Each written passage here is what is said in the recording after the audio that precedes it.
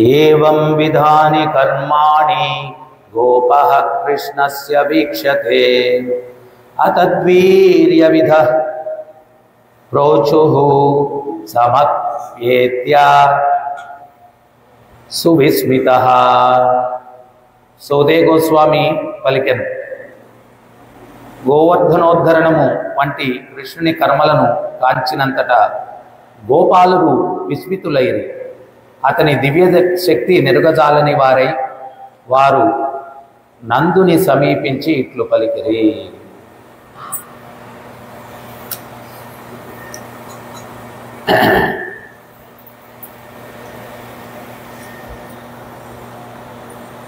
గోవర్ధన లీల నిన్నటితో ముగిసింది.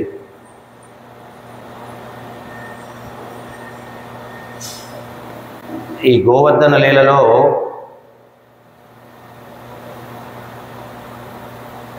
ఏదైనా ఒక అద్భుతం జరిగినా, ఏదైనా ఒక షాకింగ్ ఇది జరిగినా అప్పటికి మనం పెద్దగా దాని గురించి ఆలోచించాం. తర్వాత కొంత సమయం అయిన తర్వాత, అంటే గిరిగోవర్ధన పర్వతాన్ని భగవంతుడు ఎట్టేటప్పుడు పరిస్థితి ఏంటి? ఇంద్రుడు కుంభవృష్టి కురిపిస్తున్నాడు, పిడుగులు పడతా ఉన్నాయి, పెద్ద వరద, యమున పొంగిపోయింది, బృందావనం అంతా కూడా కొట్టుకుని పోయేటట్టుంది. అంటే ఒక ప్రళయాన్ని పోలి ఉంది పరిస్థితి.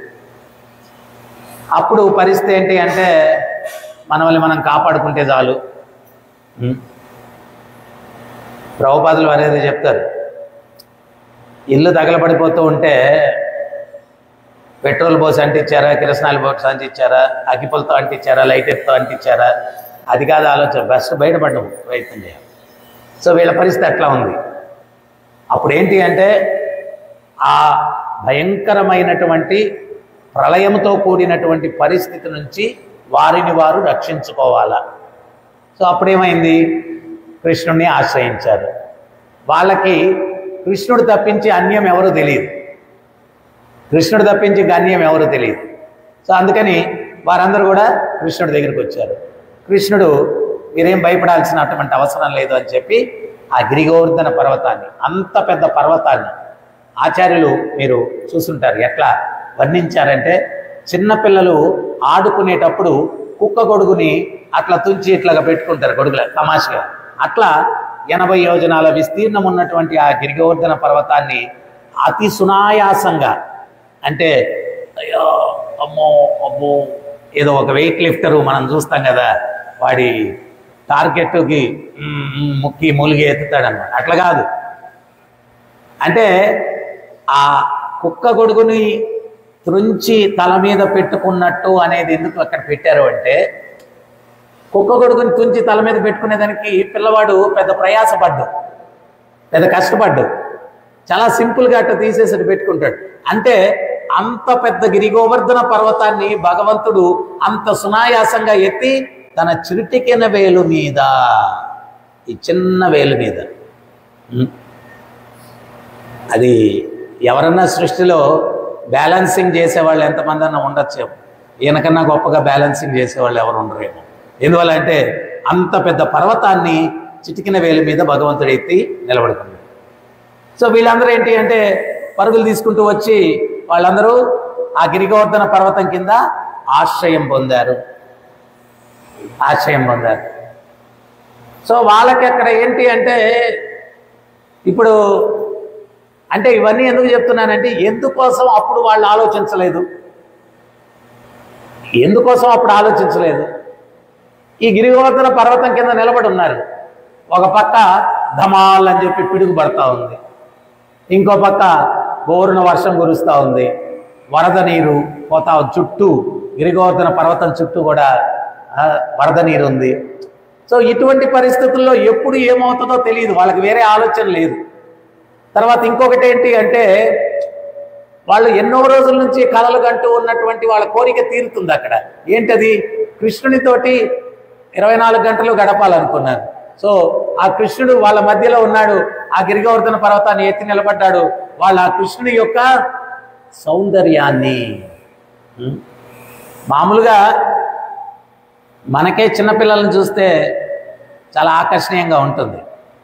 వాడు ఎటువంటివాడైనా చిన్నోడు, వాడి చేష్టలు బాగుంటాయి. కానీ ఒక దేవదేవుడే చిన్న బాలుని రూపంలో ఇక్కడ చెప్తూ ఉన్నారు.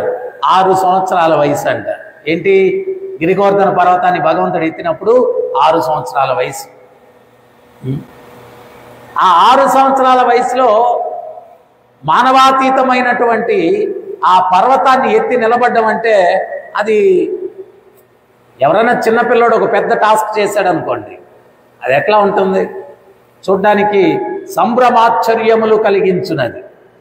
ఆశ్చర్యం, సంభ్రమాశ్చర్యములు అంటే ఒరే ఇంత పెద్ద పర్వతాన్ని ఇంత బాలకుడు, అది సునాయాసంగా. తర్వాత ఏదైనా బరువు ఎత్తినప్పుడు, ఏదైనా చేసినప్పుడు ఎవరన్నా సామాన్యులైతే ఎట్టుంటుంది? చాలా ఇదిగా. కానీ భగవంతుడు ఏంటి అంటే ఆ పర్వతాన్ని ఎత్తి ఆయన నవ్వుతూ ఉన్నాడు. వీళ్ళకి అంతా ఆశ్చర్యంగా ఉంది. ఏంటిది? ఇంత బరువు ఎత్తి ఈ పిల్లవాడి ముఖంలో కొంచెం కూడా బరువును మోస్తున్నాం అన్నటువంటి ఫీలింగే లేదు. శాస్త్రాలు ఏం చెప్తాయి? భగవంతుడి క్రీగంటి చూపు అంటే ఇట్లా కనుబొమ్మ పైకి ఎత్తుతాడంట. ఎత్తితే ఈ 3 దేవతలు వాళ్ళ పనులు టకటక టకటక చేసుకొని పోతూ ఉంటారు. ఈ బ్రహ్మాండాలన్నీ కూడా గాల్లో తేలుతూ ఉంటాయి. ఇప్పుడు మనం భూమి ఉన్నాము, అది చాలా వేగంగా తిరుగుతూ ఉంటుంది. కానీ అది గోళాకారంలో ఉంటుంది, అది ఆకాశంలో తేలుతూ ఉంటుంది.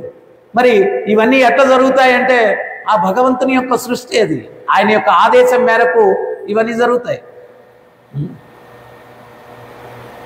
మనం ఒక రంగుల రాట్నం ఎక్కి 10 నిమిషాలు దిగేస్తే గర్రం తలకాయ తిరుగుతుంది, కొంతమందికి వాంతులు కూడా అయిపోతాయి. కానీ ఈ భూమి ఎంత వేగంగా తిరుగుతుంది, మనకు అసలు తిరుగుతున్నటువంటి ఏదన్నా ఆనవాళ్ళు ఏమన్నా తెలుస్తున్నాయా? అద్భుతం, భగవంతుని సృష్టి అద్భుతం. సో ఈ రకంగా వాళ్ళు ఆ దేవదేవుడు చాలా సునాయాసంగా ఆ గిరిగోవర్ధన పర్వతాన్ని ఎత్తి ఆ చిటికిన వేలి మీద నిలబెట్టి ఆయన ఏవం ప్రసన్న మనసో చాలా ప్రశాంతంగా ఉన్నాడు, చాలా ప్రశాంతంగా. మీరు ఎక్కడన్నా గిరిగోవర్ధన పర్వతం ఎత్తినటువంటి చిత్రపటాన్ని చూసారా? ఆ చిత్రపటంలో భగవంతుడు ముఖం చిట్లించుకొని చాలా కష్టంగా ఉంది బొయ్యడం అన్నట్టుగా ఏమన్నా లేదు. చాలా ప్రసన్నవదనం, చాలా ప్రసన్నంగా కనిపిస్తాడు. ఆయనకి ఈ బరువు పెద్ద లెక్క కాదు. శాస్త్రాలు ఏం చెప్తాయి? అనంతశేషుడి పడగల మీద ఈ బ్రహ్మాండాలన్నీ కూడా ఆయన మోస్తూ ఉన్నాడు. అనంతశేషుడు, ఆ అనంతశేషుడికి శక్తి ఆ కృష్ణుడి నుంచి వస్తుంది. మరి ఆ అనంతశేషుడికి అంత శక్తి ఇస్తున్నాడు కృష్ణుడు అంటే ఇంకా ఆయన ఎంత శక్తివంతుడు, ఆయనంత శక్తివంతుడు. సో 7 రోజులు వాళ్ళు అట్లాగా గడిపేశారు. 7 రోజుల తర్వాత ఇళ్ళకి వెళ్ళిపోయిన తర్వాత వీళ్ళకి ఇప్పుడు సందేహాలు వస్తున్నాయి. అంటే ఆ భయం నుంచి, ఆందోళన నుంచి రిలీఫ్ అయిపోయారు కదా, ఇప్పుడు ఆలోచనలు వస్తున్నాయి. ఒరే హరే కృష్ణ హరే కృష్ణ కృష్ణ కృష్ణ హరే హరే, హరే రామ రామ రామ హరే హరే. ఇప్పుడు వాళ్ళకి సందేహాలు వస్తున్నాయి. ఏమని వస్తున్నాయంటే ఒరే 6 సంవత్సరాల బాలకుడు ఈ గిరిగోవర్ధన పర్వతానికి ఎట్లా ఎత్తాడు? పూతను ఎట్లా సంహరించాడు? దావాగ్నిని ఎట్లా మింగేశాడు? అంటే ఈ భక్తులు బ్రాహ్మణుల యొక్క ఆశీర్వచనం వల్ల ఈ శక్తులు ఏమైనా వచ్చాయా ఈ పిల్లవాడికి? లేకపోతే ఆ నారాయణుని యొక్క శక్త్యావేశ అవతారమా? అయినా ఇంత మానవాతీతమైనటువంటి చేస్తున్నాడంటే శక్త్యావేశ అవతారం ఏం కాదు, స్వయంగా భగవంతుడేనా? మళ్ళా ఇంకో కోణంలో చూస్తే ఆకలి దప్పికలు ఉన్నట్టుగా ఆహార పదార్థాలు అడుగుతాడు, వెన్నా మీగడ అపహరిస్తాడు, కొంటె పనులు చేస్తాడు, అబద్ధాలు చెప్తాడు. ఇవన్నీ చూస్తే అసలు భగవంతుడికి ఉండే లక్షణాలు కాదు కదా ఇవి. సో వాళ్ళకేంటి అంటే కన్ఫ్యూజన్లో ఉన్నారు. ఒక్కటి మనం అర్థం చేసుకోవాల్సింది ఏంటి అంటే భగవంతుడు సర్వస్వతంత్రుడు, ఆయన ఏమైనా కానీ చేయగలడు. గోపికలు వెన్న చిలకడం మొదలుపెట్టిన దగ్గర నుంచి వాళ్ళు ఏమనుకునే వాళ్ళంటే, నిన్న ఆ పక్కన లక్ష్మి వాళ్ళ ఇంటికి వెళ్ళి వెన్న అపహరించాడంట. ఈ మొన్నేమో ఆ పక్కన సుశాంత ఆమె ఇంటికి వెళ్ళి వెన్న అపహరించాడంట. ఈ రోజన్నా మన ఇంటికి వచ్చి వెన్న అపహరిస్తాడేమో, ఆ భాగ్యం మనకు లభిస్తుందేమో అని చెప్పి వాళ్ళు వెన్న చిలకడం మొదలు పెడుతున్నారు. మరి వెన్న కూడా ఎందుకు తిరుగుతూ ఉన్నారు? కృష్ణుడు ఆ వెన్న అపహరించినప్పుడు ఈ గోపికలు కృష్ణుని ఏమనేవాళ్ళు అంటే ఏ దొంగ అనేవాళ్ళు. అప్పుడు కృష్ణుడు ఏమనేవాడు తెలుసా? ఎవరు దొంగ? నేను కాదు దొంగ, మీరే దొంగలు. ఈ సృష్టిలో సర్వం నాది నేను స్వీకరించినప్పుడు దొంగను కాదు నేను, మీరే దొంగలు. నాది మీరు అనుభవిస్తున్నారు, మీరు దొంగలు. కరెక్టే కదా? ఈ రియాలిటీ మనం చూసుకుంటే ఈ సృష్టిలో ఏదైనా కానీ మనము తయారు చేశామా? ఒకరోజు నాకు బాగా గుర్తు, పులివెందులు అనే ఊర్లో రంగనాథ స్వామి బ్రహ్మోత్సవాలు జరిగితే నాకు ప్రతి సంవత్సరం అప్పుడు ఉపన్యాసానికి ఒకరోజు పిలిచేవాళ్ళు. నేను అక్కడికి వెళ్ళి ఏదో ప్రవచనం చెప్పిన తర్వాత ఒక ఆయన ప్రశ్న అడిగాడు. భగవంతుడు అన్నాడు కదా, ఆయన పరిత్రాణాయ సాధూనాం వినాశాయ చతుష్కృతాం ధర్మ సంస్థాపనార్థాయ సంభవామి యుగే యుగే.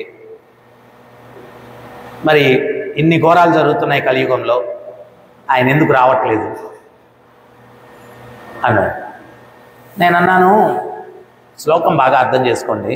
పరిత్రాణాయ సాధూనాం వినాశాయ చతుష్కృతాం ధర్మ సంస్థాపనార్థాయ సంభవామి యుగే యుగే.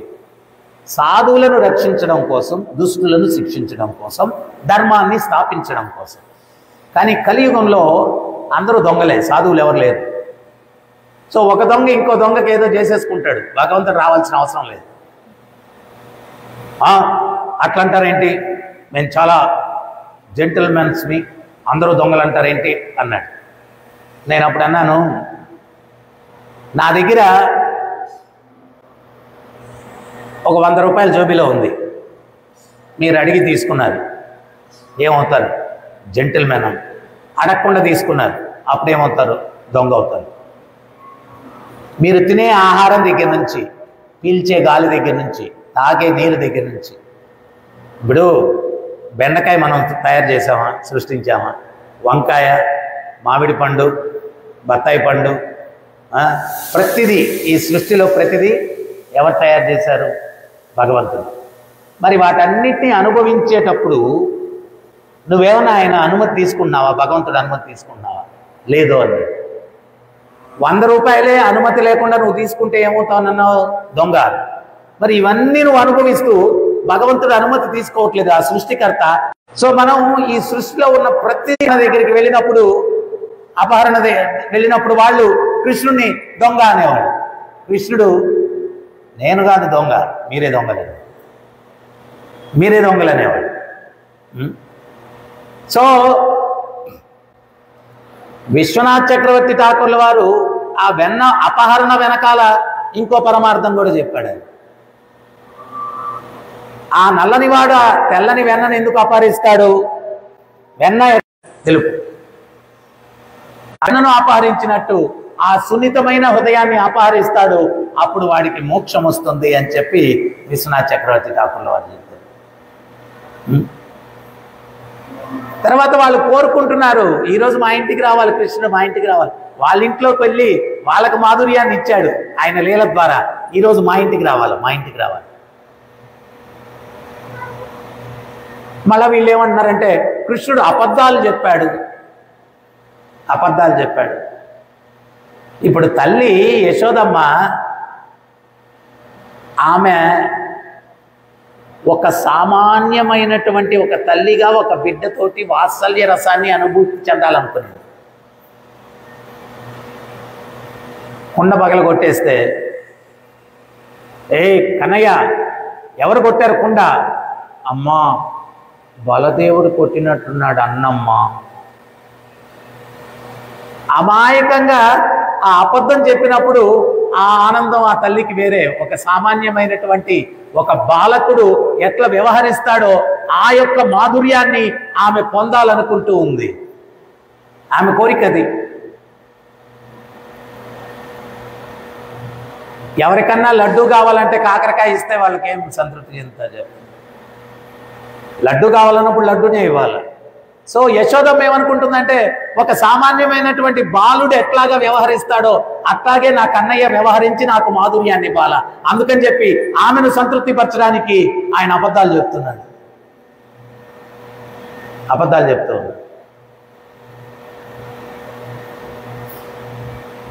ఆకలి దప్పులు ఉన్నట్టుగా వ్యవహరిస్తాడు. అందరి ఆకలి తీర్చేటువంటి భగవంతుడు. జీవుడికి మోక్షం వస్తే ఆధ్యాత్మిక జగత్తులో ఆకలే ఉండదంట. అటువంటి ఒక జీవుడికే ఆకలి లేనప్పుడు భగవంతుడికి ఆకలి ఎట్లా ఉంటుంది?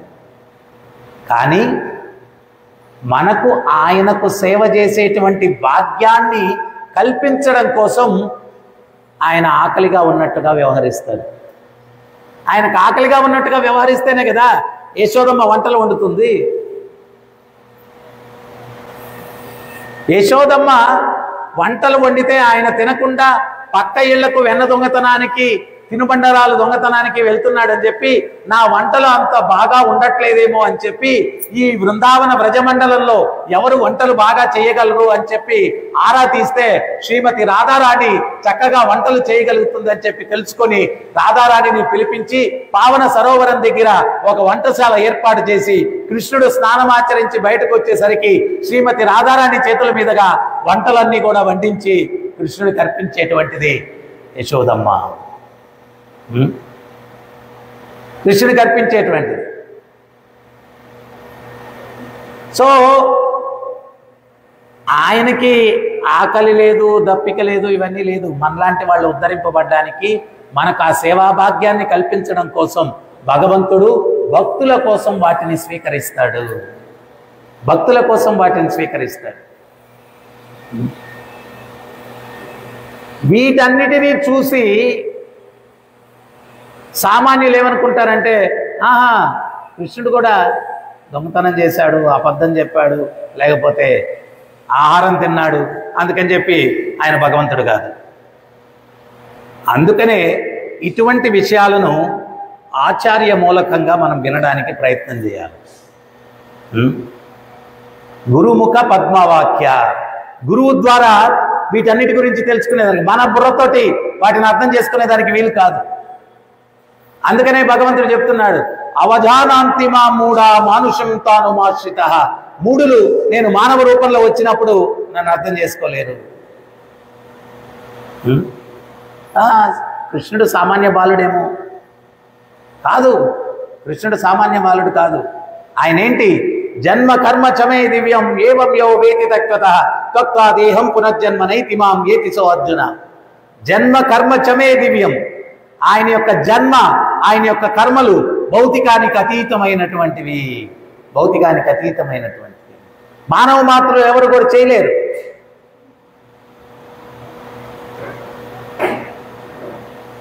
ఎవరో ఒక ఆయన సాలిగ్రామ భగవాన్ అంట. సాలిగ్రామ భగవాన్, ఆయన సాలిగ్రాములు సృష్టించేస్తాడంట.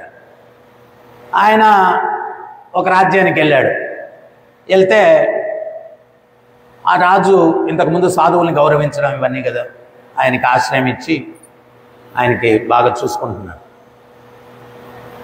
కొన్ని రోజులు అయిన తర్వాత వినాశకాలే విపరీత బుద్ధి అని చెప్పి చెప్తారు కదా, వాడికి విపరీత బుద్ధి వచ్చింది ఆ భగవానికి.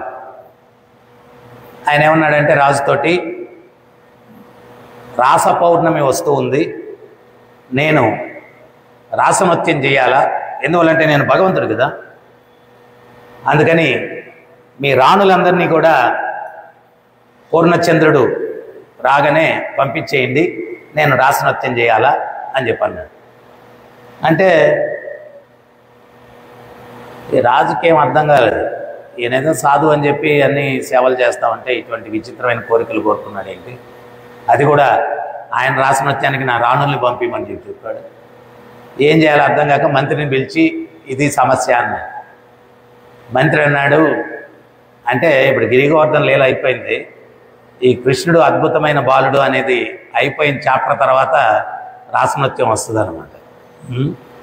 సో అప్పుడు మంత్రి చెప్పాడు, స్వామి మీరేం కలత చెందొద్దు, ఆయన కృష్ణుడు అని చెప్పుకొని రాసనృత్యం చేయాలంటున్నాడు కదా, ఆ రాసనృత్యానికి ముందు గిరిగోవర్ధన లీల జరిగింది.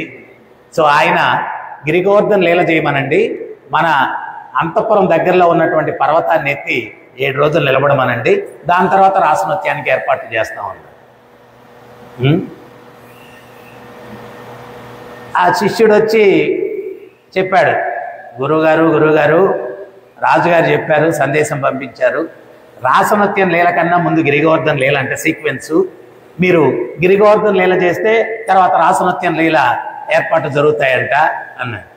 ఒరే అర్జెంటుగా పెట్టేవాడ సర్దేరా, చీకటి తొలగకు ముందే ఊరు వదిలిపెట్టి వెళ్ళిపోవాలా, లేకపోతే మనం ఎక్కడ పర్వతం ఎత్తుతాం అని చెప్పి రాత్రికి అదృశ్యమైపోయారంట. సో ఇట్లాగా భగవంతుడు చేసినటువంటి లీలలు ఏంటి అంటే మానవ మాతృలు ఎవరు కూడా చేయలేరు, అనుకరించలేరు. స్వామి ప్రభుపాదులు వారు అదే చెప్తారు, ఎవరన్నా నేను భగవాన్ అని చెప్పి అంటే నువ్వేం పెద్ద పెద్ద విన్యాసాలు చేయొద్దు, బరువులు కూడా ఎత్తద్దు, చెయ్యి ఎత్తి 7 రోజులు నిలబడు. ట్రై చేస్తారండి చేయొచ్చు కదా, 7 రోజులు ఎట్లయితే నిలబడండి, ఏం బరువు గిరువు ఏం లేదు, ఊరికే ఎట్లయితే ఎవరి వల్ల కాదు, ఎవ్వరి వల్ల కాదు. ఆయన దావాగ్ని వస్తే ఆ దావాగ్నిని ఆ నోరు తెచ్చి లోపలికి లాగేస్తుంది. అది ఎవరైనా చేయగలరా? పెద్ద దావాగ్ని అవసరం లేదు, అగ్గిపుల్ల వెలిగించుకుని నోట్లు వేసుకొని చాలు, యాకలు పెట్టేస్తారు. సో ఇవి మానవ మాతృలు ఎవరూ కూడా రిపీట్ చేయలేరు ఇటువంటివన్నీ కూడా. అందుకని మనం ఏంటి అంటే ఆ భక్తి అనేటువంటి ఉన్నటువంటి వ్యక్తులు మాత్రమే భగవంతుడిని అర్థం చేసుకోగలరు. అందుకనే భగవద్గీతలో భగవంతుడు స్వయంగా చెప్తున్నాడు, భక్త్యా మాం అభిజానాతి యావాన్యస్మి తత్వత తతో మాం తత్వతో జ్ఞాత్వ విశతే తదనంతరం. కేవలం భక్తులు మాత్రమే నన్ను అర్థం చేసుకోగలరు. జ్ఞానావాన్ అభిజానాతి, జ్ఞాని అర్థం చేసుకుంటాడని చెప్పలేదు. కర్మావాన్ అభిజానాతి, కర్మి వాడు అర్థం చేసుకుంటాడని చెప్పలేదు. భక్త్యా మాం, కేవలం భక్తుడు మాత్రమే. ఎందుకు భక్తుడు మాత్రమే అర్థం చేసుకోగలడు అంటే భక్తుడు అన్నిటినీ జయించి ఉంటాడు, హరిషడ్వర్గాలను జయించి ఉంటాడు. ప్రహ్లాదుడు హిరణ్యకశిపుడితో చెప్తాడు, అరే ముల్లోకాలు జయించాను, దేవతలందరూ కూడా నా ఇంట్లో ఊడిగం చేసుకుంటూ ఉన్నారు. హిరణ్యకశిపుడి ఇంట్లో స్టాఫ్ ఎవరు అంటే దేవతలు, సర్వెంట్లు, అగ్ని, వాయువు, యముడు, వాళ్ళందరూ సేవకులు.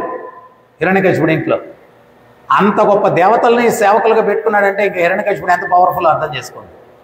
ప్రహ్లాదుడితో అంటాడు, ఏమంటాడంటే ముల్లోకాలు జయించాను, అష్ట దిక్పాలకులు, 3,000,000 దేవతలు వీళ్ళందరూ కూడా నా సేవకులురా, నా మాటను ధిక్కరిస్తావా అంటాడు.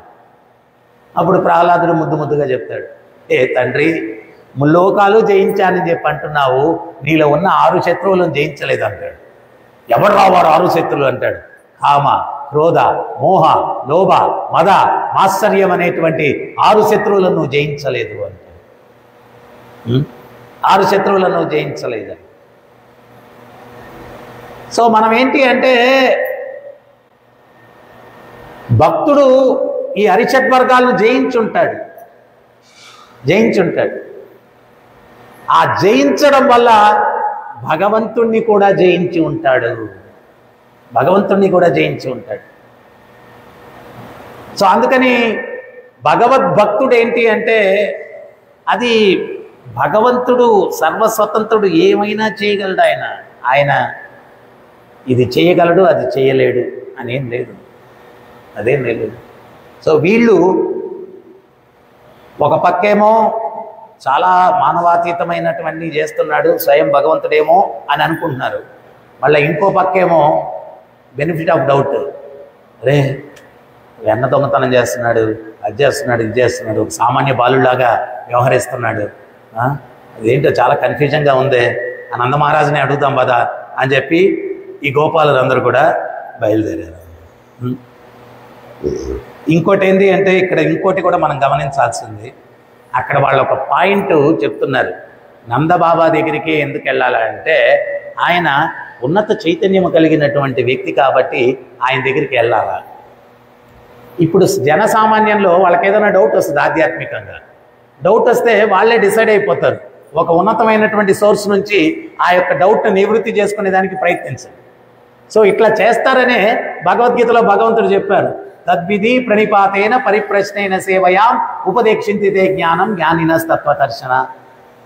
ఒక తత్వాన్ని దర్శించినటువంటి వ్యక్తి ఆయన దగ్గరికి వెళ్ళి నీ సందేహాలను వృత్తి చేసుకోవాలా, నీకు నువ్వు డిసైడ్ చేసుకోవడం కాదు, నీకు నువ్వు డిసైడ్ చేసుకోవడం కాదు.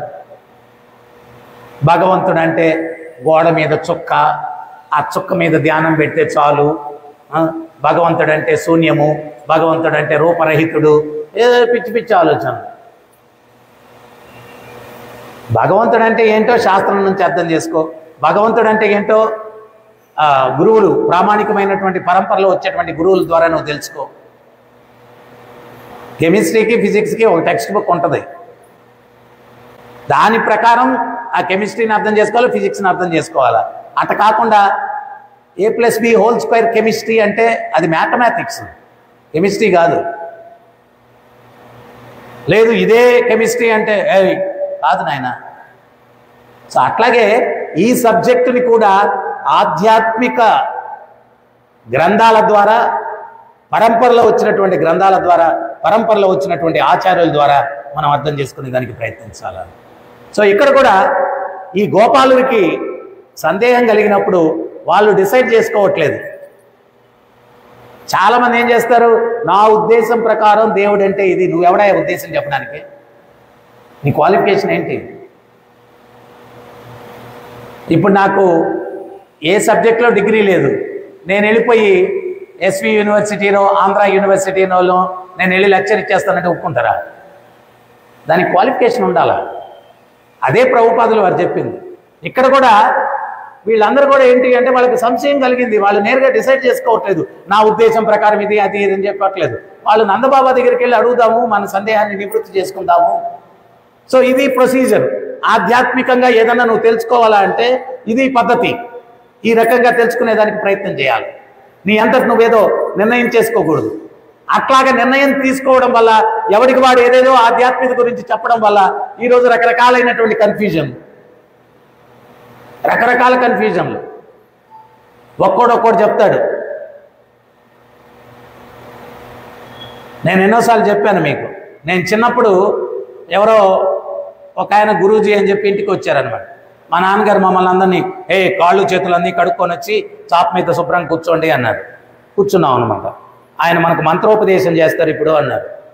ఆయన మమ్మల్ని అందరినీ కూర్చోబెట్టి ఆయన అన్నాడు, నాయనా మేము చెప్పింది మీరు రిపీట్ చేయండి అన్నాడు. ఆయన సరేనండి అన్నా. నమస్కారం ఆర్కే చెప్పండి నాన్న అన్నాడు. నమస్కారం ఎల్ఎన్ చెప్పండి నాన్న అన్నాడు. ఏంటండి నమస్కారం ఆర్కే అంటే అన్నా నేను. మనం అప్పటి నుంచి కొంచెం సామాన్యంగా అంగీకరించాం. నమస్కారం ఆర్కే అంటే ఏంటండి అన్నాడు. నమస్కారం ఆర్కే అంటే నమస్కారం రాధాకృష్ణ అన్నాడు. నమస్కారం ఎల్ఎన్ అంటే ఏంటండి అన్నాడు. నమస్కారం ఎల్ఎన్ అంటే లక్ష్మీనారాయణ అన్నాడు. ఇదేంటండి ఎప్పుడు వినలేదు అన్నాడు. షార్ట్ కట్లో మంత్రం చెప్పడం అన్నాడు. నేనుండి అన్నాను, నమస్కారం కూడా దేనికండి, ఎన్ఆర్కే అనొచ్చు కదా అన్నాడు. అయ్యి కొడుకే అటంత అనకూడదు అన్నాడు. ఎవడు చెప్పాడు షార్ట్ కట్ దేనికి? దీంట్లో షార్ట్ కట్ ఏం లేదు. నీ యొక్క ఇంద్రియాలకు సంపూర్ణమైనటువంటి ఎంగేజ్మెంట్ ఉండాలి. ఆ మంత్రం అనేది కూడా ఆ మంత్రాన్ని పూర్ణంగా మనం ఉచ్చరించినప్పుడే పూర్ణ ఫలితాన్ని ఇస్తుంది. అంటే వీడు మనసును బట్టి ఏదో ఊహించేసుకుంటాడు. ఇంకో భక్తుడు బెంగళూరులో వాడు కొత్తగా వచ్చాడు అనమాట. హరే కృష్ణ జపం చేయరా అంటే వాడు మాల పట్టుకొని హెచ్కే హెచ్కే కేకే కేకే వాడు హెచ్కే హెచ్కే అంటే ఏంద్రా అన్నాడు.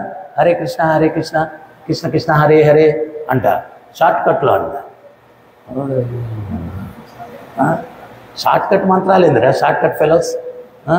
సో ఇవన్నీ ఎవడు చెప్పాడు? ఒకడు ఇంకోటి చెప్పాడు.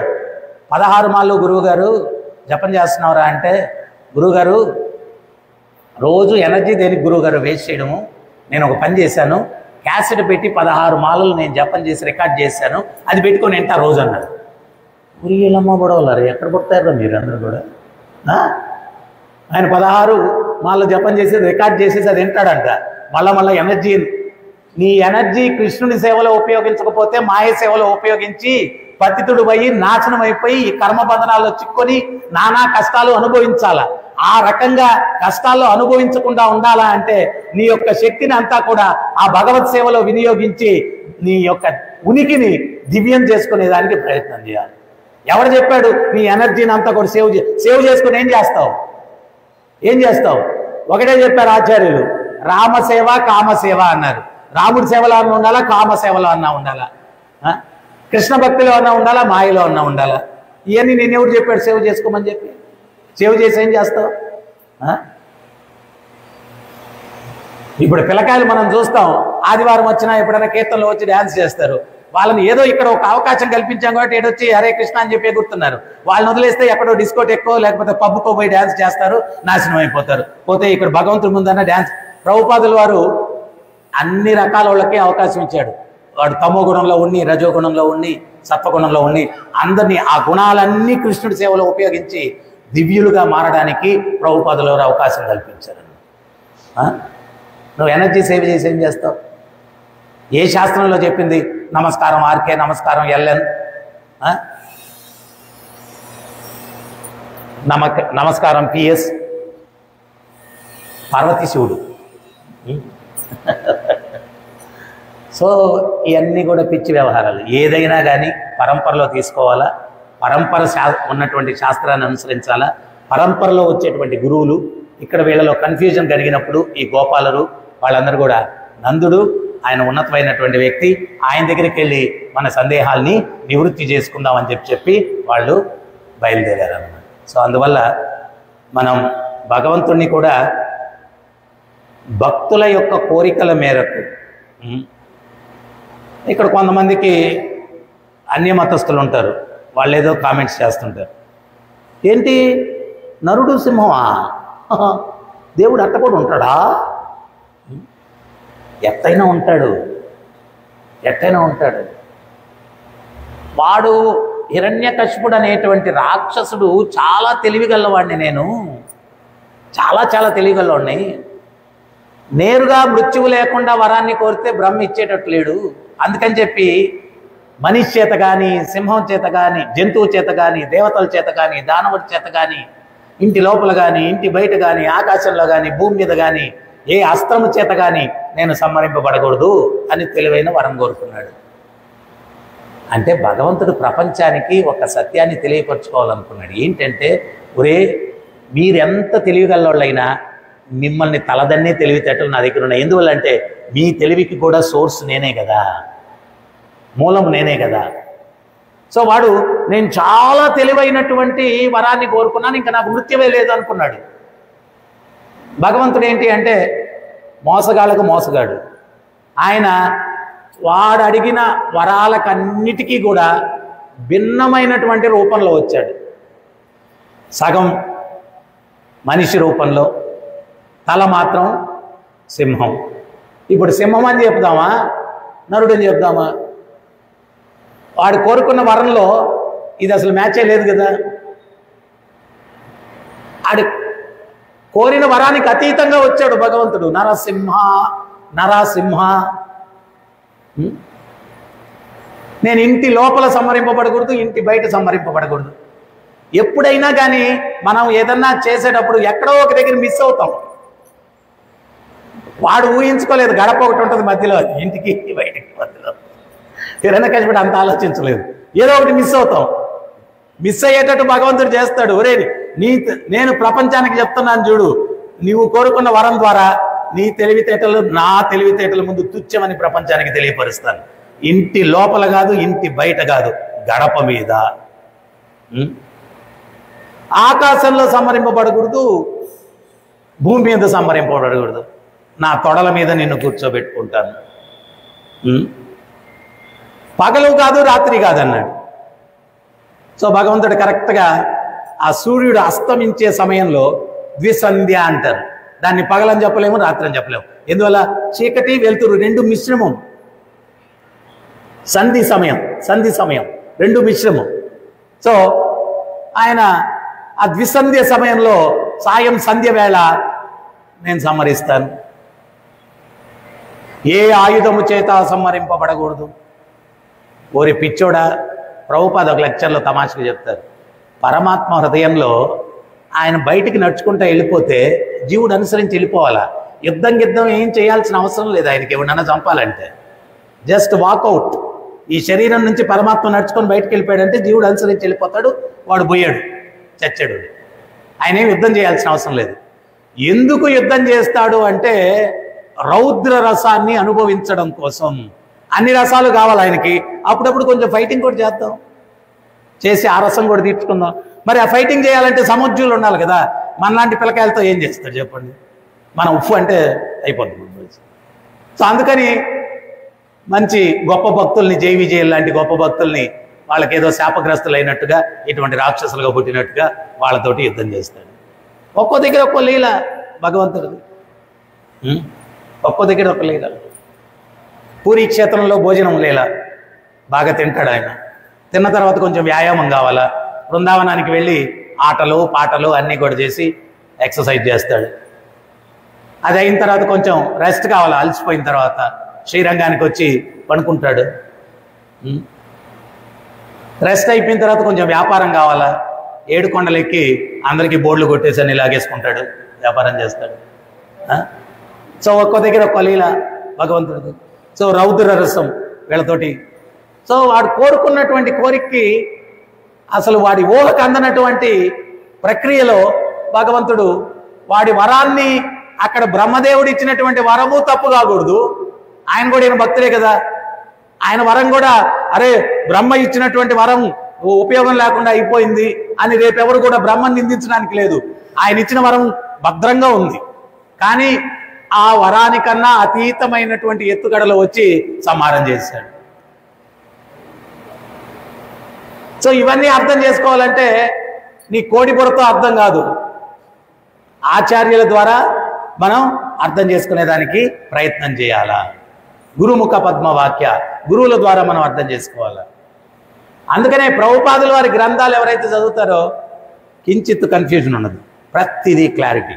ప్రభుపాదుల వారు అన్నీ మనకు ఒక సందేహం ఉంటే 10 సమాధానాలు చెప్తారు ప్రభుపాదులు ఆయన గ్రంథాలు, అన్నిటిని నివృత్తి చేస్తారు. అందుకని మనం ప్రచారం చేయాలంటే ఖచ్చితంగా ప్రభుపాదుల వారి గ్రంథాలని చదవాలి. అది చాలా ఇంపార్టెంట్. హరే కృష్ణ. ఎవరికైనా ఏమైనా సందేహాలు ఉన్నాయా, డౌట్స్?